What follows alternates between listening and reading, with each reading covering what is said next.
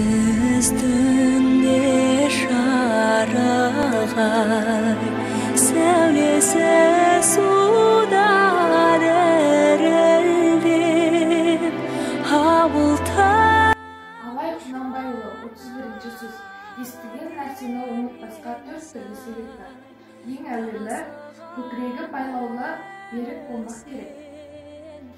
Екінші, сол нәрсені естігенде, я көргенде ғибратлану керек. Көңілденіп, тұшынып, ынтамен болу керек.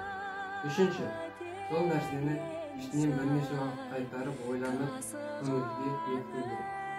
Төртінші, ой кеселі нәрселерден қашық болу керек. Егер бір кез болса, оған салынбау керек. Ой кеселдері уайымсыз салғырттық, ойыншы күлкішілдік, я бір қайғыға салыну, я бір нәрсеге құмарлық таныту секілді. Бұл төрт нәрсе күллі ақыл мен ғылымды тоздыратығын нәрселер.